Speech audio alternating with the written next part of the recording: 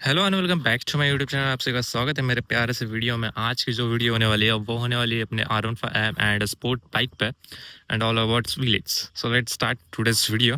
And before that, अगर कोई भी नया है तो फर्स्ट ऑफ ऑल वो अपना चैनल सब्सक्राइब करे, क्योंकि daily moto vloggings and pure content आ रहा है। एंड इंस्टाग्राम पे भी जाकर जरूर फॉलो कर देना। Many of the you are using R15।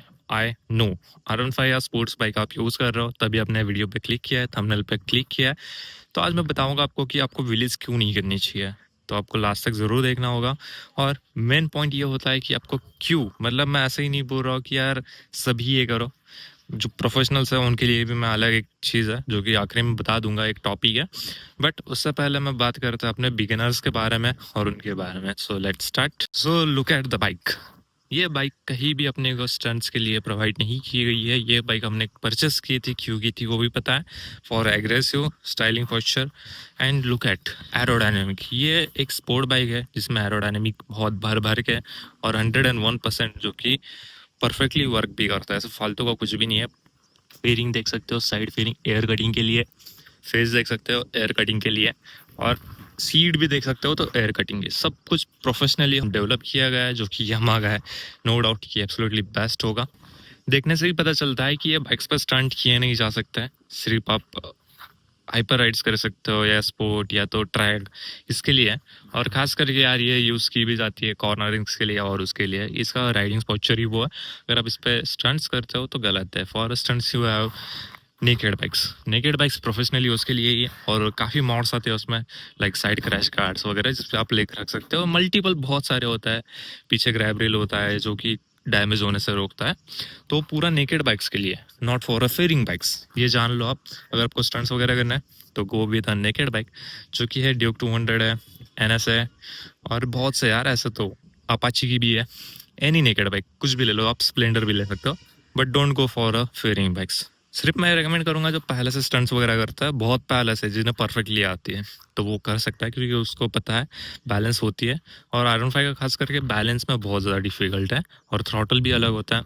अपने नेकेड बाइक से और स्पोर्ट्स बाइक के जो थ्रॉटल्स होता है, बहुत से बंदों को सेम लगता होगा, पर ये सेम नहीं है। थ्रॉटल पावर्स अलग होता है, इसका थ्रॉटल किट अलग होता है, इसमें जो पावर्स होते हैं ये भी अलग होते हैं कंपेयर टू। अभी इसमें आता है एक MT और एक आता है R15, दोनों में बहुत सारा डिफरेंस है। MT देखोगे तो टॉर्क बहुत है, और इसमें टॉप एंड बहुत है। तो ये चीज़ पे फोकस कोई नहीं करता है। हर किसी को लगता है कि सेम इंजन, नहीं, थोड़े से चेंजेस होते हैं जो कि डिफरेंस बनाते हैं। जैसे इसमें 18 है, उसमें 17 है, 19 है, ऐसे ऊपर नीचे होता रहता है। All about your mods. जैसे इसमें एग्जॉस्ट है तो अभी 18 का 19.5 हो गया है। ऐसे होता है सब कुछ। ये चीज़ पे बहुत ज़्यादा फोकस रखा करो आप। आपके गाड़ी में मॉड क्या है वगैरह, वो भी एक मैटर करता है। ऐसे ही नहीं कि आप बाइक ले रहे हो और स्टंट्स नहीं। बाइक्स में बहुत से मॉड्स होते हैं जो कि चेंज करने पड़ते हैं, तब जाके वो प्रोफेशनली स्टंट बाइक बनती है, क्रैश गार्ड्स एंड एक्सेट्रा, जो भी मैंने बताया आपको। Let's suppose if you are trying to do village on sports bike. अब देखो, बहुत इजी बात है और बहुत सरल बात है, जिसे हम बोलते हैं सिंपल एग्जांपल। अगर ये बाइक क्रैश होती है, आई डोंट थिंक सो कि भाई आपने जो बाइक परचेस की है वो ऐसे ही मिली है, दहेज में मिली है, या फैमिली ने गिफ्ट की, ऐसे ही। ठीक है, फैमिली ने भी गिफ्ट किया है तो बहुत मेहनत लगी उस चीज़ के लिए, पैसे जोड़ के बनाया है। ऐसे ही नहीं, एक दिन में ही सब कुछ नहीं बना है। पैसे एक एक करके बनाया है, फिर जाके आपने बाइक खरीदी है। तो लुक एट बाइक।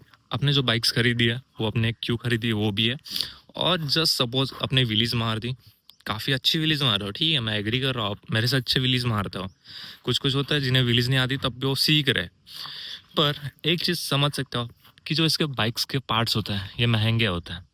अब आपको अगर मैं बता दूँ, मेरी बाइक जस्ट व्हीली में क्रैश हुई थी बाय वन साइड, तो उसमें खर्चा आया था 25,000। 25,000 क्यों, आपको मैं बताता हूँ क्यों। इसमें गया था मेरा फोर्क आउट गया था, स्टेयरिंग कोन्स होता है ये भी गया था, फेस भी गया था, ये भी, मिरर भी, मतलब एक साइड पूरी खत्म हो चुकी थी। फ्रंट मडगार्ड भी गया था, एक साइड की, एक नहीं दोनों लाइट्स गई थी मेरी, इंडिकेटर्स भी, और फेयरिंग्स भी। तो 25,000 आया। तो आप समझ सकते हो कि अगर आप स्पोर्ट्स बाइक पे रिलीज कर रहे हो तो एक्सपेंसिव है। नेकेड पे करते हो तो थोड़ा सा चीप पड़ता है, क्योंकि ज़्यादा फेयरिंग्स नहीं होती है। उसमें डैमेज क्या होता है, फोर्क आउट्स होते हैं, फोर्क आउट्स पूरा, एक साइड का हैंडल और एक साइड का जो टैंक ग्रिप होता है वो, बस इतना ही होता है, बाकी कुछ नहीं। आपका मिनिमम खर्चा होता है और इसमें मैक्सिमम खर्चा होता है, ऐसे समझ सकते हो।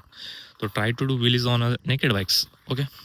Let's think about rider. अभी जो बाइकर्स होते हैं उनके बारे में बात करते हैं। 101% मैं आपको एक चीज़ बोल सकता हूँ, अगर बाइक डैमेज होती है तो पार्ट है उसको रिप्लेसमेंट करने के लिए। पर अगर आप राइडर हो और आप क्रैश होते हो, और मैं आपको बताता हूँ व्हीलीज क्रैश कैसा होता है। आपका व्हीली जो होता है ना, वो उठता है कम से कम 60 to 70, किसका 90 जाता है, 80 जाता है, बहुत अलग अलग यूनिक्स होता है। बट मैं तो पकड़ता हूँ 60 जाता है, और थोड़ा सा ऊपर जाएगा बाइक पूरी खड़ी हो जाती है। जो बाइकर है, सपोज ये बाइकर है, बाइक जैसे ही पीछे छूटता है, बंदा ना गिर जाता है नीचे। अब नीचे गिरता है तो मैं आपको बताता हूँ क्या क्या होता है। पहली बात, आपका बैकबोन फ्रैक्चर होता है। लाइफ टाइम डिसेबिलिटी उसे क्या बोलते हैं, अब मैं हिंदी में बताता हूँ आपको।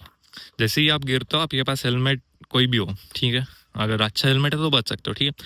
बट मैक्सिमम बंदे देखा हो यार, वेगा का यूज़ करते हैं, चीप प्रोडक्ट्स यूज़ करता है सिंपली। अभी मैं नाम नहीं लूँगा, वरना यार वो होता है ना कि कॉन्फिडेंस लूज होता है वगैरह। बट वेगा बिल्कुल ट्राई मत करना व्हीलीज वगैरह के लिए, स्टंट्स के लिए थोड़ा सा प्रीमियम हेलमेट ले लो। बट वेगा बिल्कुल नहीं, वेगा हुआ स्टर्ट्स हुआ बिल्कुल यूज़ मत करो। सो बात आती है क्या होता है, जैसे ही आप गिरते हो तो जो आपका हेलमेट का शेल होता है वो 101% सेफ होता है, मैं कोई डाउट नहीं। बट बहुत रेयर चांसेस में ऐसा होता है कि जो अपना पीछे का माइंड होता है, लाइक कैसे बोलो, आपको ब्रेन जो होता है, ब्रेन हेमरेज बोलते हैं जिससे ब्रेन पे इफेक्ट गिरता है, और 101% आपकी आधी बॉडी या तो पूरी लाइफ डिसेबिलिटी में ही चली जाएगी। और उसके बाद तो माइनर से कॉलर बोन्स होता है, फिर उसके बाद होता है बोन फ्रैक्चर, लेग फ्रैक्चर, बहुत से ऐसा घिसते हैं वगैरह। राइडिंग गियर्स तो पहनते ही नहीं है, हेलमेट्स पहनते हैं, और बस ऐसे ही, वो भी क्यों, बस 5 सेकंड की क्लिप रील बननी चाहिए। जिंदगी कैसी भी हो, कुछ भी चल रहा हो, घर की कोई परवाह नहीं है, घर पे कोई है नहीं है, कोई परवाह नहीं, बस अपने को भाई चाहिए 5 सेकंड की क्लिप। फिर आपको तो पता ही है लोनावाला में क्या होता है, पहले हो रहा था, अभी भी होता ही है, व्हील्स मारते हैं कार्स में, फिर वो सामने वाले का भी खर्चा, इसका भी खर्चा, लॉस तो दोनों का होता है। बट जो कार को ठोका है वो तो अलग ही है, बट जो खुद का हुआ है डैमेज जितना, वो रिकवरी में चले जाता है। मैंने बहुत से बंदे ऐसे देखा है जो कि यार 50-60 हज़ार दे रहे पर डे इन आईसीयू जिंदा रहने के लिए। आप सोच सकते हो कि कितना ज़्यादा कॉस्टिंग होता है भाई, वो 5 सेकंड की रील के लिए। आपकी जितनी बाइक वर्थ इट नहीं है, उसकी अपनी जान है। आपका हाथ पैर टूटता है, कॉलर वन टूटता है, कोई ना, रिकवर हो सकता है। But please do not try wheels, खास करके अगर आपने ट्रेनिंग नहीं लिया है, तो बिल्कुल भी मत ट्राई करना। करता है भाई लीगल एंड इलीगल के बारे में। अभी लीगल और इलीगल तो आपको मैं बताऊंगा नहीं कि क्या होता है। लीगली मतलब होता है कि आपको किसी ने हायर किया, लाइक जैसे बजाज करता है कि स्टंट करो, हम आपको पे करेंगे विथ फुल्ली प्रोफेशनल गियर्स, और वो जिन्हें इनवाइट करता है वो प्रोफेशनली होता है, ऐसे ही नहीं किसी को भी उठा लिया। प्रोफेशनल्स होते हैं जिन्होंने पहले से लाइक 2014-15 या तो 10 से जो अभी तक कर रहे हैं, उन्हें ही वो हायर करते हैं, बाकी किसी को नहीं।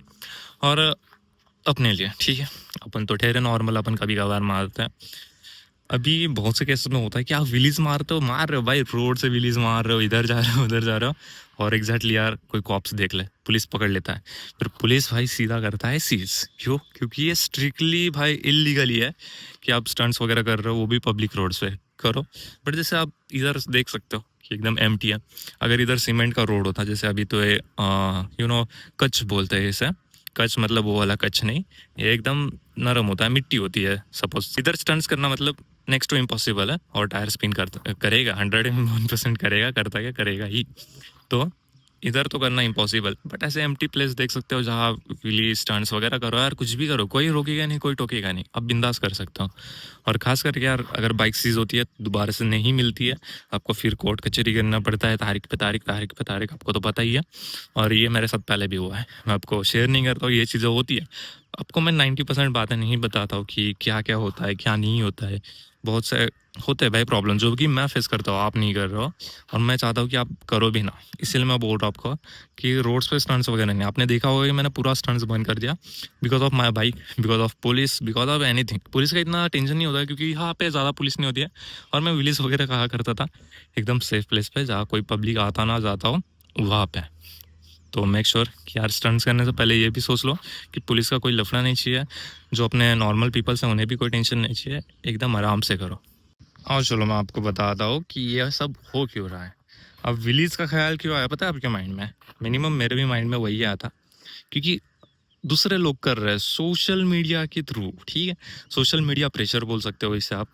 तो सोशल मीडिया प्रेशर मैं एक्सेप्ट करता हूँ कि होता है यार, लोग टीज करते हैं कि तुझे व्हीली नहीं आती है वगैरह, आप सीधा बोल तो नहीं आती है भाई, मैं नहीं करूँगा, ठीक है। कोई इंसल्टिंग पॉइंट नहीं है इसमें, नहीं आती है तो नहीं आती है, अगर आप सही से चला रहे हो। बाइकिंग हुड का यही तो है भाई, यही दिक्कत हो चुकी है अपने इंडियन कल्चर की। वेस्टर्न कल्चर का देख सकते हो, व्हील्स वगैरह मारते हैं, बट 10-10 12-12 साल ट्रेनिंग लेता है वो। आपको दिखता है वो नहीं, आपको दिखता है भाई 1000 सीसी वो आराम से उड़ा रहे हो, और आप ट्राई करते हो 155 सीसी, 250 सीसी, 390s और 650, ज़्यादा से ज़्यादा G9 पे। 101% भाई 1000 सीसी आप सोचते हो कि एक बार 1000 सीसी आ जाए, मैं भी ऐसे नहीं होगा यार, उल्टे हो गए, पूरा स्पिन होगा। अब जो भी सोशल मीडिया पे देखते हो वो उनका 100% नहीं है, उसके पहले उनने 99% मेहनत की है, तब जाके आप 100% देख रहे हो। तो आप मेहनत करो स्टंट्स वगैरह, फिर वो ट्राई करना यार। पर लास्ट पॉइंट याद रखना कि पुलिस का टेंशन होता है, खास करके इंडिया में। तो मैं बिल्कुल प्रमोट नहीं करूँगा ये, क्योंकि मुझे पता है कि भाई क्रैश होता है तो कितना कॉस्टिंग आता है, खास करके फेयरिंग बाइक्स पे। नेकेड बाइक्स पे कुछ लगता नहीं है, बट फेयरिंग बाइक्स पे बहुत ज़्यादा खर्चा होता है और वेस्ट ऑफ टाइम भी होता है। अगर आप कंटेंट क्रिएटर हो तो 4-4 5-5 महीना बाइक ऐसे ही पड़ी रहती है शोरूम पे, पार्ट जल्दी अवेलेबल नहीं होता है। तो इसीलिए बोल रहा हूँ कि बिल्कुल भी ट्राई मत करना on sport bike. Let's talk about who want to learn wheelies and many more. देखो, पहली बात तो ये हटा दो दिमाग में से कि भाई अपने पास फेयरिंग बाइक्स हो तो कर सकते हो, बट उसके लिए आपको ज्वाइन करना पड़ेगा स्टंट क्लासेस। स्टंट क्लासेस हो या तो ट्रैक, बहुत से होता है, अलग अलग डिफरेंट डिफरेंट होता है। ट्रैक बोले तो भाई पूरा ट्रैक्स के लिए कॉर्नर्स वगैरह, और अगर स्टंट्स का बोला जाए तो फुल्ली जस्ट स्टंट होता है, बाकी कुछ भी नहीं होता है। सो माई रिकमेंड इज भाई वहाँ जाओ, आराम से राइड वगैरह करो, स्टंट्स वगैरह सीखो। वो पूरी ट्रेनिंग देता है 6-6 7-7 महीने, वैसे चार्जेस भी लेते हैं, मैं वो भी रिकमेंड नहीं करूँ। अगर आपका कोई दोस्त है जो कि प्रोफेशनली है और आपको हेल्प कर रहा है तो डेफिनेटली यार आपको बेस्ट ऑप्शन रहेगा, और उसमें ज़्यादा खर्चा भी नहीं होता है। भाई दोस्त को पार्ले जी का पूड़ा खिला दो भाई, उसे बोल चल सीखा, वो सिखा देगा, क्यों खर्चा करना है, ठीक है।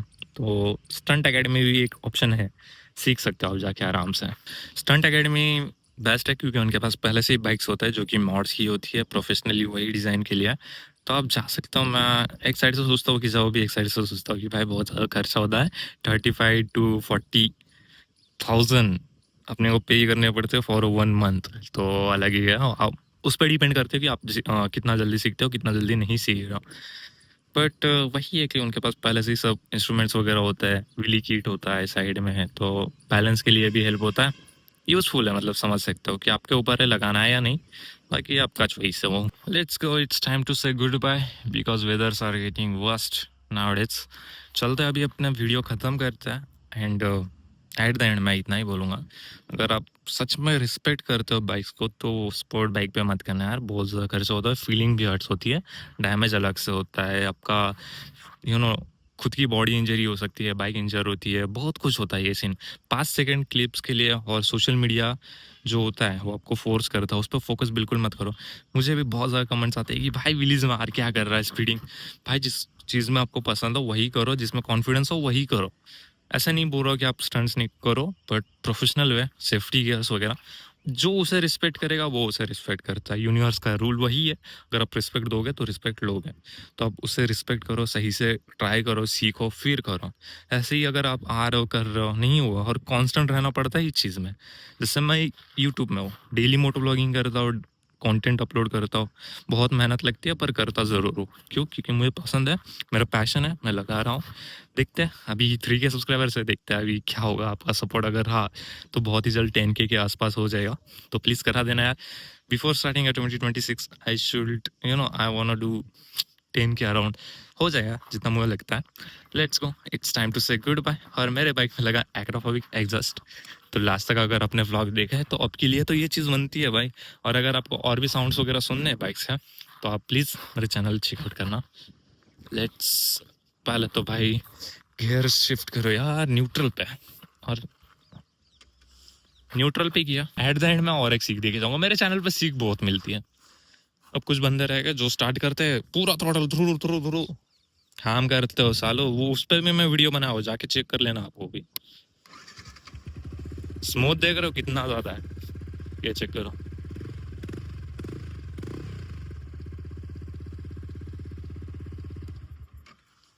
इतना स्मूथ साउंड करती है बाइक।